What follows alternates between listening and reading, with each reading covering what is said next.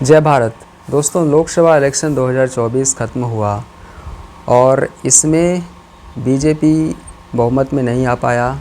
हालांकि एनडीए जीत गई, लेकिन बीजेपी की हार हो गई। वो बहुमत से काफ़ी दूर रह गया, जबकि एग्जिट पोल्स ये बता रहे थे कि बीजेपी अपने दम पर सरकार बना लेगी।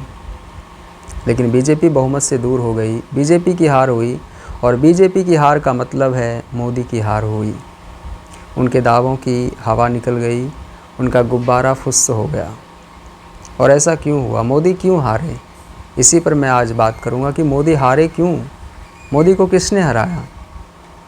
तो मेरी माने तो मोदी को मोदी नहीं हराया है, मोदी को हराया है मोदी के अहंकार ने। मोदी सत्ता की शक्ति पाकर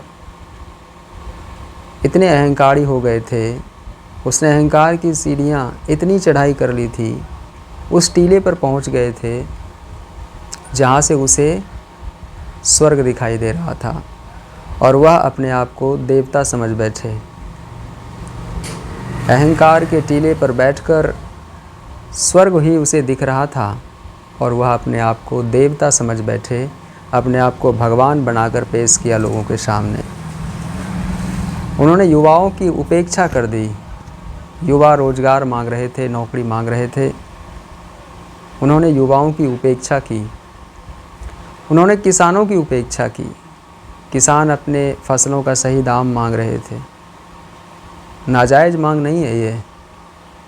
किसान आत्महत्या कर रहे हैं, हर घंटे 2 किसान आत्महत्या कर रहा है। भारत जैसे कृषि प्रधान देश के लिए ये एक शर्म की बात है। लेकिन मोदी अपने अहंकार में मस्त रहे, जैसे उन्हें किसी से कुछ मतलब ही नहीं है। कृषि कानून जब ये लाए, 3 कानून लाए थे, साल भर किसान वहाँ पर बैठे रहे, मरते रहे, तमाम तरह की परेशानियाँ झेली, ऋतुओं की मार झेली, 1 वर्ष तक आंदोलन खींचा। सोचिए, लेकिन इस व्यक्ति का दिल नहीं पसीजा। अंत में इसे वापस लेना पड़ा, लेकिन तब तक 750 से 800 किसानों की मौत हो गई थी। ये नहीं हो सकता था।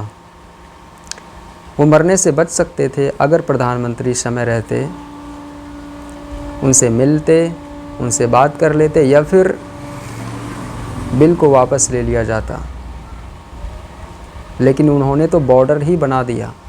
सिंघू बॉर्डर हो, टीकरी बॉर्डर हो, दिल्ली बॉर्डर हो, हर बॉर्डर को सील कर दिया गया था।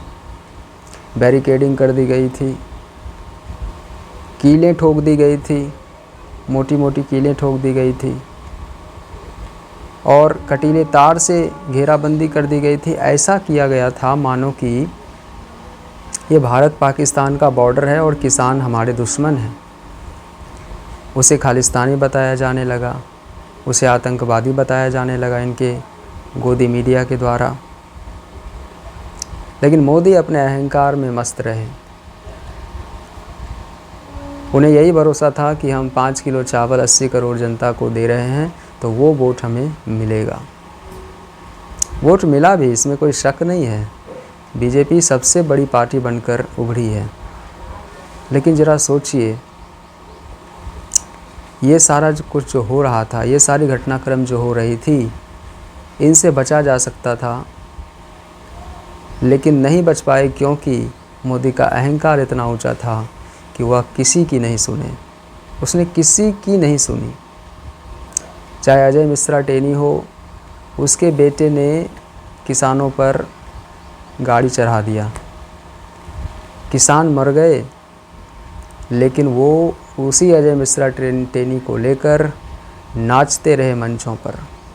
ना तो उसे मंत्रिमंडल से निकाला, ना उसके खिलाफ कोई कार्रवाई की, बल्कि और उसकी पदोन्नति कर दी।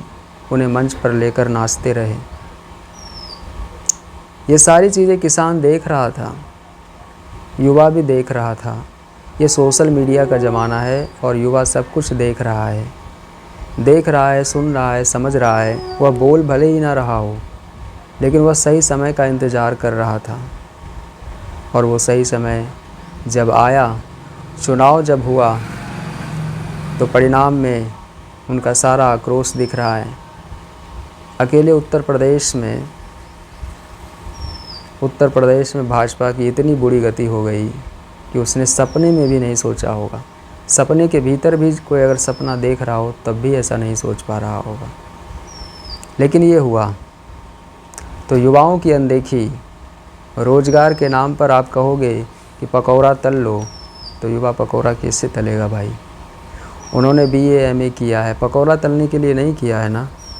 सरकार की ये जिम्मेदारी होती है कि वह जॉब को क्रिएट करे,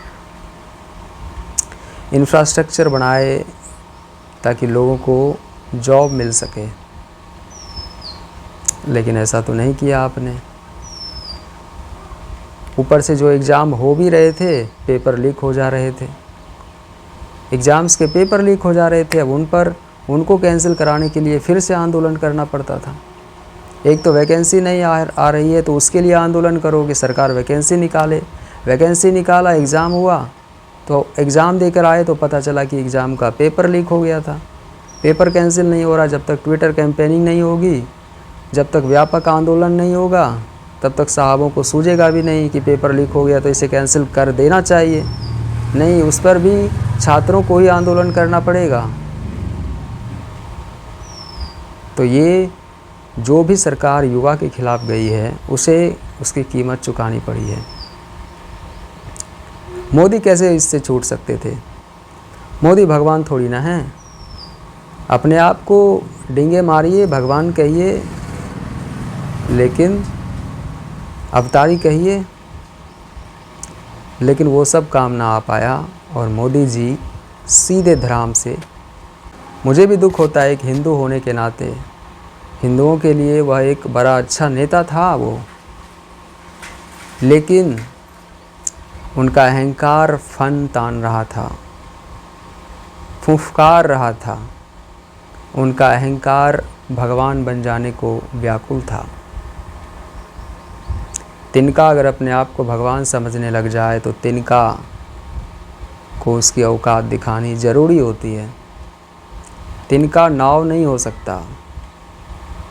डूबते को तिनके का सहारा कहा जाता है, लेकिन तिनका डूबते हुए को बचा नहीं सकता। बचना है तो एक डोंगी चाहिए, नाव चाहिए।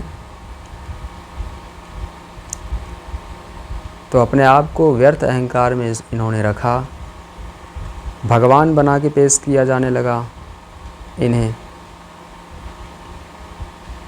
तो अहंकार तोड़ना आवश्यक था ये। तो अंत में यही कहना चाहूँगा कि मोदी को हराया है मोदी के अहंकार ने। अहंकार के टीले पर चढ़कर उसे ऐसा लग रहा था कि मानो वो स्वर्ग में आ गए हो और उन्होंने अपने आप को देवता समझ लिया था, और वहाँ से वो केवल आशीर्वाद की मुद्रा में थे कि वो कुछ नहीं दे सकते, केवल आशीर्वाद दे सकते हैं। उसकी बात मानो, वो भगवान हैं, वो आशीर्वाद देंगे और उसको हाथ जोड़कर मानो और उसे जिताते रहो, उसकी आज्ञा का पालन करते रहो। वो यही चाह रहे थे। ये होता है भला? ये नहीं होता है।